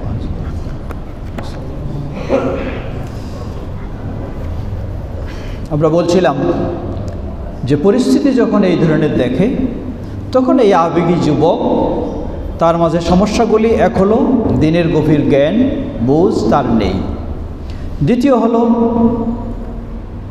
আল জাফওয়া বাইনাল উলামা ওয়াশ শাবাব, আলেমদের সাথে তার সম্পর্ক কম, নিজে নিজেই মুফতি হয়ে যায়, আলেমদের কাছে এই জিনিসটা বোঝার চিন্তা করে না, মনে করে এই আলেমরা তো যুগ যুগ ধরে আছে কিছু করতে পারে নাই, এই আলেমরা যুগ যুগ ধরে আছে কিছু করতে পারে নাই, এই আলেমদের কাছে গেলে আমিও কিছু করতে পারবো না, তাই তাদের কাছে না গিয়ে আমাকেই করে ফেলতে হবে। এই বুঝের কারণে তারা বিভ্রান্তিতে চলে যায়। আল খালাল ফি মানাহিজ দাওয়া আল মুআসিরা, প্রেক্ষাপট অনুযায়ী কীভাবে দাওয়াতের কাজ করতে হবে সেই ক্ষেত্রে তাদের ত্রুটি থাকার কারণে দাইকুল আফানি ওয়া কাসরিন নজরি ওয়া কিল্লাতিস সবরি ওয়া দাফিল হিকমা, সুদূর প্রসারী দৃষ্টি না থাকায় খুব তড়িঘড়ি ইত্যাদির মাধ্যমে এই পর্যায়ে চলে যায়। হুদাসাউল আসনানি ওয়া সুফাহাউল আহলাম, কম বয়সী অনভিজ্ঞ হওয়ার কারণে। মনে রাখবেন যুবকের মাঝে কর্মস্পৃহা রয়েছে, কাজের শক্তি রয়েছে, কিন্তু যুবক তাকে যদি নেতৃত্ব দিয়ে ছেড়ে দেওয়া হয় তাহলে সে কখনো সফলতা নিয়ে আসতে পারবে না। এই যুবক সে কর্মী হিসাবে কাজ করবে কিন্তু নেতৃত্ব দিবে অভিজ্ঞ ব্যক্তি। এই জন্যই আল্লাহ সুবহানাহু ওয়া তাআলা যুগে যুগে অসংখ্য নবী যাদেরকে প্রেরণ করেছেন অধিকাংশই দেখা যায় 40-এর মতো বয়স যখন হয়েছে এই ধরনের, তারপর তাদেরকে নবুয়ত দিয়েছেন বেশিরভাগ। কারণ এই বয়স আসলে কিছুটা ভারত্ব তৈরি হয়, তড়িঘড়ি ইত্যাদি এই ধরনের বিষয়গুলি তার কমে যায়। কিন্তু যুবকদের সমস্যা হলো এটা আত-তাআল্লুম ওয়াল গুরুর। আরেক বড় সমস্যা হলো, এক হলো জ্ঞানের অভাব, দ্বিতীয় হলো নিজেকেই বড় আলেম মনে করা। লক্ষ্য করুন আমাদের এই ছেলেরা, এই যেমন যুবক, আবেগী যুবক আদনান বা অমুক বলেন, কিভাবে ফতুয়া ছাড়ে, মনে হয় যেন তার চেয়ে সে মনে করে ভাবে যে তার চেয়ে বড় আর আলেম কেউ পৃথিবীতে নাই। এজন্য মক্কা মদিনায় যারা আছে সবাইকে কাফের পর্যন্ত ফতোয়া দিচ্ছে, লা হাওলা ওয়ালা কুওয়াতা ইল্লা বিল্লাহ। এই ভ্রষ্টতাই তার জন্য যথেষ্ট। ভাবা উচিত আমি কি করতে চাই, আমি কি সত্যি ইসলামের সঠিক কাজ করতে চাই, তাহলে এই সীমা লঙ্ঘনে আমাকে কখনোই যাওয়া যাবে না। আত-তাশাদ্দুদ ফিদ-দীন ওয়া তানাত্তু', একটু বেশি দ্বীনি বিষয় নিয়ে কঠোরতা অবলম্বন করা। আল্লাহ রাসূল সাল্লাল্লাহু আলাইহি ওয়াসাল্লামের বিষয় লক্ষ্য করুন, তিনি বলেন ইন্না হাযা-দ্বীনা ইউসর, দিন হলো সহজ। ওয়া কানা নবী সাল্লাল্লাহু আলাইহি ওয়াসাল্লাম ইয়াখুযু আইসারহুমা, নবী সাল্লাল্লাহু আলাইহি সাল্লামকে যখন কোনো বিষয়ে দুটি দিক দেওয়া হতো, যেটা সহজ সেটাই নবী সাল্লাল্লাহু আলাইহি সাল্লাম গ্রহণ করতেন এবং প্রাধান্য দিতেন। কিন্তু এই যুবকেরা বাস্তবেই এটা যুবকের বৈশিষ্ট্যই, যুবকের এটা বৈশিষ্ট্যই। একটা শক্ত কাজ, ওখানে বৃদ্ধ মানুষ তো আগে দৌড়াবে না, যুবকেই দৌড়াবে শক্তটাতে। ঠিক দিনটাকেও যুবক সেইভাবেই মনে করতে চায় যে না, খুব শক্ত করেই পালন করবে। না, কখনো এটি নয়। শিদ্দাতুল গায়রা ওয়া কুওয়াতুল আতিফা, ঠিক অনুরূপভাবে বেশি আবেগী হয় এই যুবকেরা। শেষ বিষয় হলো ফাসাদুল ইলাম, মিডিয়া হলো আরেকটি ভয়ঙ্কর বিষয়। যুবকদেরকে বিভ্রান্তির দিকে নিয়ে যাওয়ার পিছনে মিডিয়ার ভূমিকাটা সবচেয়ে বড়। অমুসলিম মিডিয়ায় মুসলিম যুবকদেরকে কিভাবে বিভ্রান্তিতে নেওয়া হবে সেই ব্যবস্থা তারাই পালন করছে। আসুন, সময় যেহেতু আমাদের শেষ, আমরা ফিরে আসি। এই সীমালঙ্ঘনের কারণে, সঠিক পথ থেকে বিচ্যুত হওয়ার কারণে এর পরিণতি কী? এর পরিণতি হলো, আজকে যেমন মনে করেন এই বাড়াবাড়ি করে মুসলিমদেরকে যখন কাফের বলে ফতোয়া দেওয়া হয়, তাহলে মুসলিমকে কাফের বলে ফতোয়া দেওয়ার পরিণতি কী? আল্লাহ রাসূল সাল্লাল্লাহু আলাইহি ওয়াসাল্লাম বলেন, আইয়ুমা রাজুলিন ক্বালা লিআখিহি ইয়া কাফির ফাকাদ বাআ বিহা আহাদুহুমা। একজন মুসলিম আরেকজন মুসলিমকে যখন বলবে কাফের, আল্লাহ রাসূল সাল্লাল্লাহু আলাইহি ওয়াসাল্লাম বলছেন এই কুফরিটা যে কোনো একদিকে ফিরে যাবে। আরেক হাদিসে স্পষ্ট করে বললেন, যেটি সহিহুল বুখারীর হাদিস, লা ইয়ারমি রাজুলুন রাজুলান বিল ফুসুকি ওয়া লা ইয়ারমিহি বিল কুফরি ইল্লা ইরতাদ্দাত আলাইহি ইন লাম ইয়াকুন সাহিবুহু কাযালিক। সহিহুল বুখারীর হাদিস 6045 নম্বর হাদিস। আল্লাহ রাসূল সাল্লাল্লাহু আলাইহি ওয়াসাল্লাম বলেন, লা ইয়ারমি রাজুলুন রাজুলান বিল ফুসুক, একজন আরেকজনকে ফাসিক বলবে না, একজন আরেকজনকে কাফের বলবে না। যদি বলে ইল্লা ইরতাদ্দাত আলাইহি, তাহলে যাকে কাফের বলা হয় তিনি যদি কাফের না হয়, এই কুফরিটা তার দিকেই ফিরে আসে, মানে তিনি কাফের হয়ে যান, তিনি কাফের হয়ে যান। তাহলে এই সীমালঙ্ঘন, এইভাবে কুফরি ফতোয়া ছড়াছড়ির কারণে প্রথম হলো নিজেকেই কাফের বলে গণ্য করা হয়, নিজেকেই কাফের। দ্বিতীয়, যে হাদিস আমরা আগে শুনেছি, দাওয়ার কাজ, যদি ভালো কাজের দিকে দাওয়াত দেই, যত এর বিস্তার ঘটবে তত এর সওয়াব আমি পেতে থাকবো। কিন্তু যদি ভ্রান্ত চিন্তার দিকে দাওয়াত দেই, এই খারেজি আকিদার দিকে দাওয়াত দেই, রাফেজি আকিদার দিকে দাওয়াত দেই, মুরজিয়া আকিদার দিকে দাওয়াত দেই, তাহলে এই ভ্রান্তের বিস্তার যত ঘটবে সবগুলি গুনাহ এই ব্যক্তিকে গ্রহণ করতে হবে।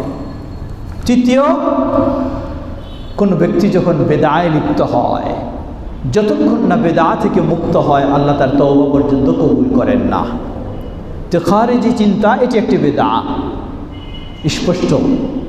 এই বেদায়, এই চিন্তায় যে লিপ্ত থাকবে, যতক্ষণ এই চিন্তা বর্জন না করবে ততক্ষণ তার তওবা কবুলের আশা করা যাবে না। চতুর্থ, মনে করে নিজে যেন অনেক কিছু করে। আল্লাহ বলছেন, কুল হাল নুনাব্বিউকুম বিল আখসারিনা আ'মালা, আমি কি তাদের বিষয়ে তোমাদেরকে সংবাদ দেব যারা সবচেয়ে বেশি ক্ষতিগ্রস্ত হয়। নিজেরা মনে করে আমরা খুব ভালো কাজ করছি, অথচ তাদের কর্ম দুনিয়াতেই শেষ হয়ে যায়।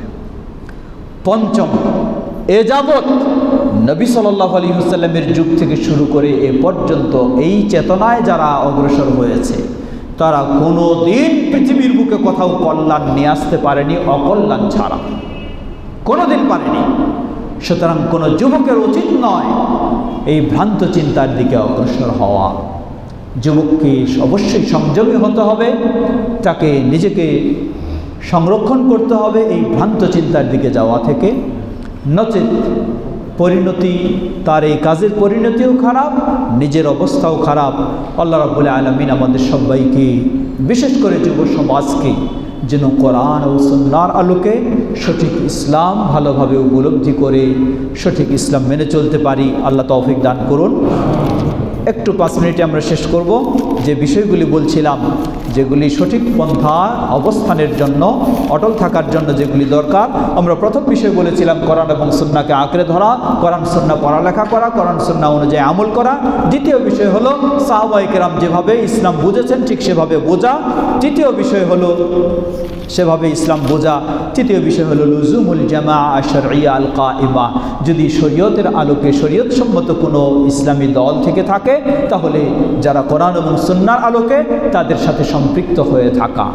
তাদের থেকে বিচ্ছিন্ন হওয়া মানেই হলো নিজের বাহাদুরির একটু সুযোগ করে নেওয়া। উদাহরণস্বরূপ ধরে নেন, আমি আমার কথাই বলি, আমি যখন কোনো একটা ফতোয়া দিতে চাই আমাকে চিন্তা করতে হয় যে আমি তো আরও 10 জন আলেমের সাথে আছি, এই 10 জন আলেমের সাথে পরামর্শ না করে কোরআন এবং সুন্নাহর আলোকে জিনিসটা ঠিক হলো কি না আমাকে সেই চিন্তা করে ফতোয়া দিতে হয়। আর যে কোনো 10 জন আলেমের সাথে থাকবে না, নিজেই বড় হয়ে গেছে, সে এটা হলো এই কারণটাই হলো যেন নিজেই ইচ্ছা মতো ফতোয়া দিতে পারে, ফতোয়া দেওয়ার সুযোগ নেবে, এই বিভ্রান্তিতে চলতে পারে, এই জন্যই এই কাজ করি। এই জন্য তৃতীয় বিষয় হলো অবশ্যই শরীয়ত সম্মত এই ধরনের যারা রয়েছে তাদের সাথে মিলেমিশেই থাকা।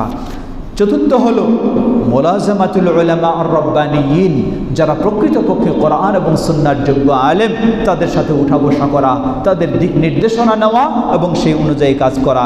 যেমন উদাহরণস্বরূপ ধরে নেন, বর্তমান বিশ্বে সমসাময়িক যুগে যারা কাছাকাছি গেছেন, শেখ ইবনে বাজ রাহিমাহুল্লাহ বিশ্ব স্বীকৃত তিনি সঠিক পন্থার ইমাম, শেখ আলবানী রাহিমাহুল্লাহ, শেখ ইবনে উসাইমিন রাহিমাহুল্লাহ, যারা চলে গেছেন আল্লাহ তাদেরকে জান্নাতুল ফেরদৌস নসিব করুন। এখন যারা রয়েছেন তাদের মধ্যে উল্লেখযোগ্য আল্লামা শেখ ইবনে ফৌজান আল ফৌজান রাহিমাহুল্লাহ হাফিজাহুল্লাহ, শেখ সালেহ বিন ফৌজান হাফিজাহুল্লাহ, এই ধরনের ব্যক্তি। এখন দেখুন, এই যে যুবকেরা, তারা কি কোনোদিন মনে করে তাদের কোনো ফতোয়া গ্রহণ করার, তাদের কোনো ফতোয়া থেকে শিক্ষা নেওয়ার? না, কখনো মনে করে না। নিজেই মনে করে বড় আল্লামা হয়ে গেছে, অথচ কোরআন সুন্নাহর জ্ঞানে শূন্য, যার ফলে এই বিভ্রান্তি এসে যায়। পঞ্চম হলো আস-সুহবা আস-সালিহা, ভালো মানুষদের সাথে উঠা বসা করলেই ভালো পথে চলা যায়। অর্থাৎ একজন মানুষ, একজন যুবক, সে যদি সঠিক পথে চলতে চায় তাহলে সঠিক পথে যারা প্রতিষ্ঠিত তাদের সাথেই তাকে যোগাযোগ রাখতে হবে। না হলে যারা ভ্রান্তির দিকে রয়েছে তাদের সাথে যোগাযোগ থাকলে অটোমেটিক সে ভ্রান্তির দিকে চলে যাবে। ষষ্ঠ হলো যেটা আমরা বলেছি মিডিয়ার যেই ষড়যন্ত্র, সেই ষড়যন্ত্র থেকেও নিজেকে সেভ করার চেষ্টা করতে হবে।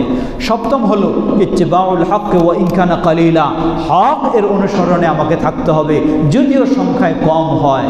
এমন নয়, দেখবেন এখন ইদানিং একটা উদ্ভট কথা, গরম কথা কেউ ছেড়ে দিবে, তার লাইকের অভাব নাই, কত যুবক তার পিছে ছুটেছে। কিন্তু আরেকজন কোরআন সুন্নাহর আলোকে সঠিক কথা বলেছে, দেখবেন যে হয়তো মানুষ খুঁজেই টেরেই পায় নাই, যায় না, বুঝেই না। অতএব বেশি হলেই হক তা নয়। অষ্টম বিষয় আদামুল ইনকিয়াদিল আতিফা, আবেগী হয়ে চলা যাবে না, আবেগটাকে কোরআন সুন্নাহর জ্ঞানে কন্ট্রোলে নিয়ে আসতে হবে। নবম বিষয় সেটি হচ্ছে কিছু কিছু স্লোগান রয়েছে, সেই স্লোগান দেখে দৌড়ানো যাবে না। ওই খারেজিদের স্লোগান ছিল ইনিল হুকমু ইল্লা লিল্লাহ, কোরআনের আয়াতের স্লোগান। মানুষ মনে করি তো কোরআনের আয়াত দিয়ে স্লোগান দিচ্ছে, কেন যাব না সেদিকে? না, সেই কথা খালি চমকপ্রিয় হলেই সেদিকে দৌড়ানোর সুযোগ নেই। দশম বিল হলো আল হিলমু ওয়াল আনাতু ওয়া আদামুত তাসাররু ফিল ফাতওয়া, ধৈর্যের সাথে চলা, কখনো তড়িঘড়ি করা উচিত নয়। কারণ এই দিনের বিষয় এটি এমন নয় যে একদিন দুদিনে আমাকে শেষ করতে হবে, তা নয়। যতদিন বেঁচে থাকবো ততদিন আমাকে দিন মেনেই চলতে হবে।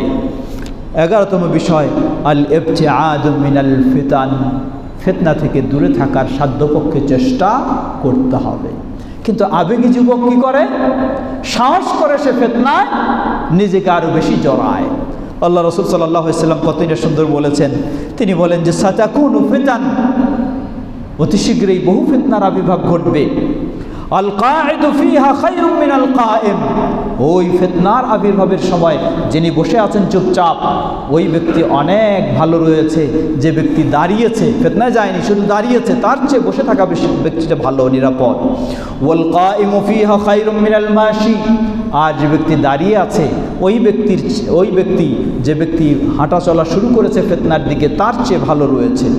ওয়াল মাশি ফিহা খায়রুম মিনাস সাঈ, আর যে ব্যক্তি ফিতনার দিকে দৌড় দিয়ে চলছে, মনে হয় খুব সাহসী যুবক, কি হয় দেখি করে আসি, কিছু বলে আসি, সেই ব্যক্তির চেয়ে যে ব্যক্তি ধীর গতিতে চলছে সে ভালো।